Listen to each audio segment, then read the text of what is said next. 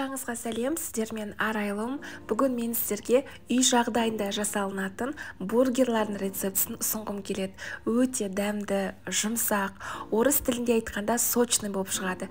Мен сіздерге осы рецепті жасауға кеңес беремін. Бургерлардың булочкасын жасау рецепті менің каналымда бар. Осы видеоның астына ссылкасын қалдырып кетемін, сол жерден көре аласыздар. Ең алдымен котлеттерін жасайтын боламыз. Ол үшін бізге 1 стакан батон нанға су қойып қоямыз. Табаққа біздің тартылған етімізді саламыз.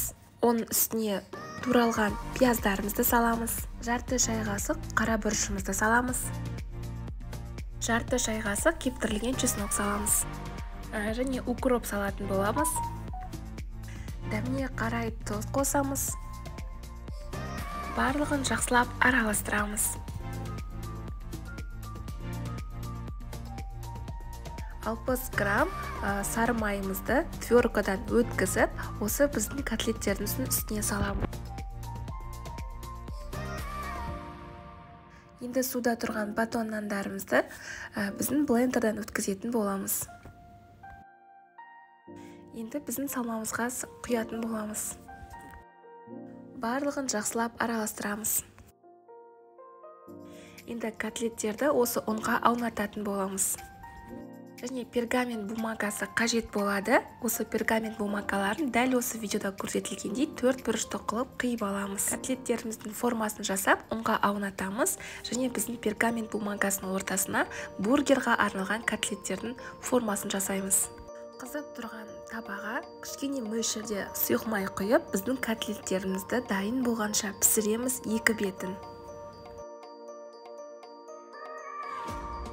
Енді соусын дайындайтын боламыз. Ол үшін бізге 1 ас қасық майонез, 1 ас қасық кетчуп және 1 шай қасық горчица. Барлығын жақсылап араластырамыз, дәл осы видеода көрсетілгендей сұйықтық болғанша. Екінші соус ретінде, егер сіз майонезді жақсы көрмейтін болсаңыз, онда 1 ас қасық сацебели, 1 ас қасық қаймақ және жарты ас қасық горчица қосатын боламыз. Барлығын жақсылап араластырамыз.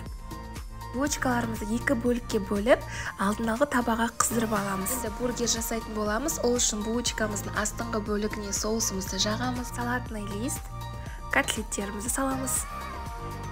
Бургерға арналған ірімшігімізді қоямыз. Оның үстіне помидорымызды қоямыз. Ең соңғы ол пияз және қияр қоссаңыздар болады, өздеріңіздің қалауыңыз бойынша. Енді ағаш таяқшаның көмегі бойынша бургеріміздің ортасына ағаш таяқшамызды қоямыз. Міне достар, біздің бургерларымыз дайын болды. Үй жағдайында жасалынатын міндетті түрде жасап көріңіздер. Жасаған болсаңыздар, төменге өз пікірлеріңізді қалдыра кетіңіздер. Мен үшін өте маңызды. Сіздермен болған Арайлым. Каналыма тіркеліп, лайк басуды ұмытпаңыздар.